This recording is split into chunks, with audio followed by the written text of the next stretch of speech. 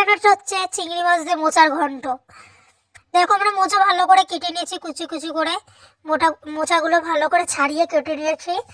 আর যখন মোচাগুলো ছাড়িয়ে রাখবে তখন গামলার ভিতরে জল দিয়ে ওর ভিতরে একটু হলুদ দেবে, অনেকটাই হলুদ দেবে, তারপরে মোচাটা রাখবে। তারপর কড়াইয়ে একটু জল দেবে, মোচাটা তো সিদ্ধ করতে হবে, কড়াইয়ে জল দিয়ে মোচাগুলো ঢেলে দেবে। ঢেলে দিয়ে ওর ভিতরে একটু হলুদ দিয়ে, সামান্য হলুদ দিয়ে ভালো করে নাড়িয়ে চাড়িয়ে ওটা সিদ্ধ করতে হবে ফুটিয়ে। দেখো বাজার থেকে চিংড়ি মাছ কিনে এনেছি, চিংড়ি মাছটা নামিয়ে নিচ্ছি। চিংড়ি মাছগুলো সবকটা নামিয়ে নিচ্ছি। এবার চিংড়ি মাছ কাটার আগে না জল দিয়ে ধুয়ে নিতে হয়, 2-3 বার জল দিয়ে ধুয়ে নেবে, তোমার কাটার পরে তাহলে আর জল দিয়ে ধুতে হবে না। চিংড়ি মাছটা ভালো করে কেটে নিচ্ছি, কিভাবে কাটতে হয় সেটাও তোমাদের দেখিয়ে দিচ্ছি কিভাবে কাটতে হয় চিংড়ি মাছ। বড় চিংড়ি মাথার কাছ থেকে অল্প একটু রেখে দিতে হয়, ওই ঘিলুগুলো অনেকে খায়, তা সেগুলো রেখে দিতে হয়। দেখো আমি কেটে দেখিয়ে দিচ্ছি, এরকম ভাবে কাটলে ভিতরে ঘিলুটা থেকে যায়। অনেকে খায়, যে হলুদ হলুদ হাতে লেগে থাকে ওগুলো কিন্তু রক্ত না, ওগুলো হলো চিংড়ি মাছের ঘিলু।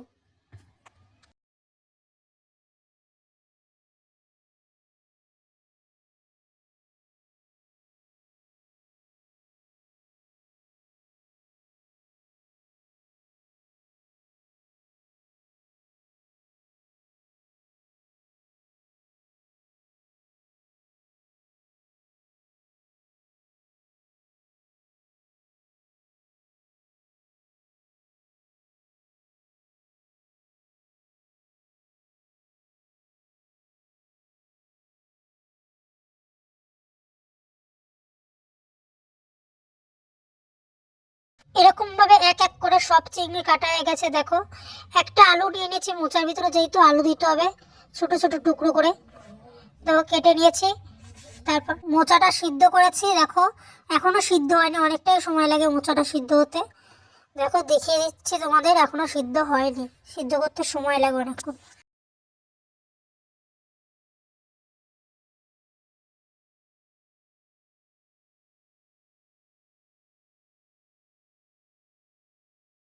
দিয়ে এরকম ভাবে ভেঙে দেখবে মোচা সিদ্ধ হয়েছে নাকি। মোচা কিন্তু সিদ্ধ হয়নি, তোমাদের দেখিয়ে দিয়েছি।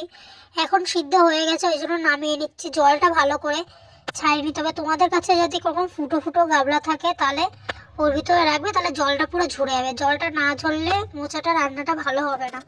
মোচা থেকে দেখো কত কষ বেরিয়েছে, তাই জন্য জলের কালারটা দেখো কিরকম হয়ে গেছে। দেখো এরকম ফুটো ফুটো গাবলা থাকলে তাহলে ওর ভিতরে নিয়ে নেবে। কড়াইটা মেজে নিয়ে ওর ভিতরে একটু তেল দিয়ে দেবে।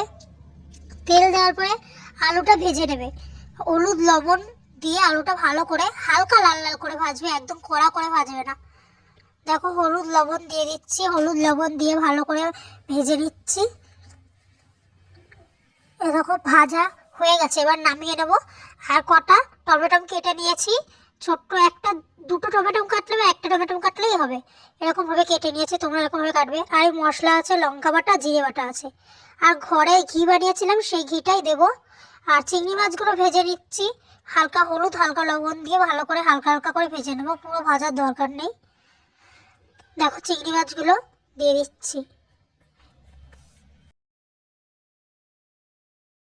চিংড়ি মাছ হালকা ভাজা হয়ে গেলে মোচাটা ঢেলে দেবে, সিদ্ধ মোচাটা ঢেলে দিয়ে হালকাভাবে ভেজে নেবে, হালকা লো ফ্লেমে ভেজে নেবে। অল্প হলুদ দেবে, অল্প লবণ দেবে, তোমাদের পরিমাণ অনুযায়ী তোমরা লবণ দেবে, সেই অনুযায়ী ভাজবে।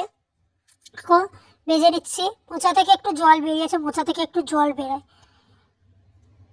তারপর হালকা ভাজা হয়ে গেলে একটা অন্য পাত্রে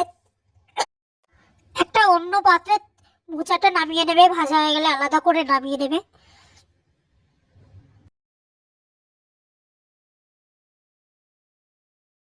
ঠিক আছে, কড়াইটা ভালো করে ধুয়ে ওর ভিতরে একটু তেল দিয়ে দেবে, অল্প সামান্য, বেশি তেল দিবে না, মিডিয়াম তেল দেবে।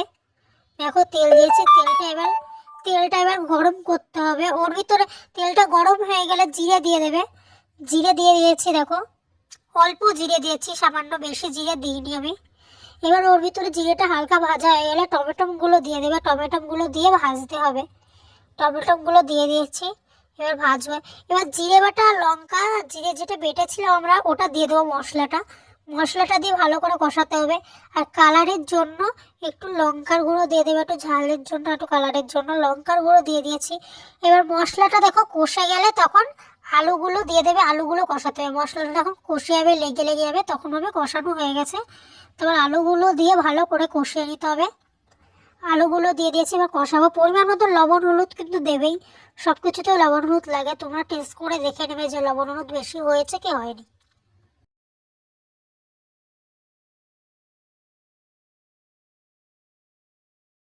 কষিয়ে নিচ্ছি, দেখো ভালো করে কষিয়ে নিয়েছি, কষানো হয়ে গেছে। মশলা সেরকম মশলা মশলা গন্ধ বেরোচ্ছে না। তারপর মোচাগুলো ঢেলে দেবে।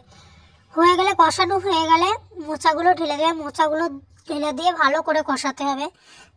যেটা হালকা করে ভেজে রেখেছিলাম ওই মোচাটা ঢেলে দেবে। তারপর একটু লবণ দিয়ে ভালো করে কষিয়ে নেবে। দেখো কষিয়ে নিচ্ছি আমরা।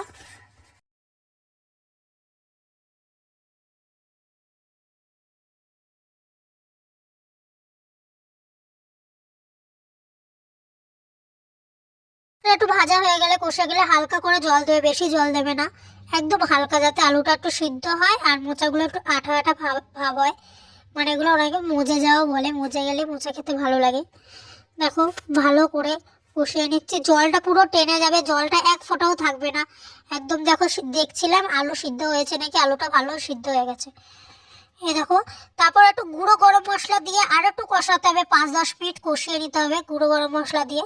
ভালো করে নাড়িয়ে চাড়িয়ে নিতে হবে। গুঁড়ো গরম মশলা দিয়ে দিয়েছি আমরা। এবার অনেকক্ষণই নাড়াবো, 5-10 মিনিট নাড়াবো। দেখো নাড়িয়ে নিচ্ছি, ভালো করে নাড়িয়ে নেবো। নাড়িয়ে নিচ্ছি, দেখো অনেকক্ষণে নাড়িয়েছি, তোমরাও অনেকক্ষণ ভালো করে কষাবে। তার মধ্যে একটু ঘরোয়া আমি যে ঘিটা বানিয়েছিলাম ওই ঘিটা একটু দিয়ে দিলাম। তোমরা চাইলে বাজার থেকে কিনে এনেও ঘি দিতে পারো। দেখো ঘি দিয়ে দিয়েছি, ঘি দিলে একটু আলাদা সেন্টটা একটু ভালো লাগে খেতে, জন্য ঘিটা দিয়েছি। ঘিটা দিয়েছি, একটু লবণ দিয়েছি, লবণ কম হয়েছিল বলে একটু লবণ দিয়েছি। দিয়ে ভালো করে নাড়িয়ে চাড়িয়ে কষে নিতে হবে, যেন এক ফোঁটাও জল জল না থাকে, একদম ভালোভাবে লাগে খেতে, একদম কষে যায় যেন ভালো করে, সেরকমভাবে কষাবে। হয়ে গেছে আমাদের রান্না, এবার নামিয়ে নেবো। এইভাবে খেয়ে দেখো, খুব ভালো লাগবে।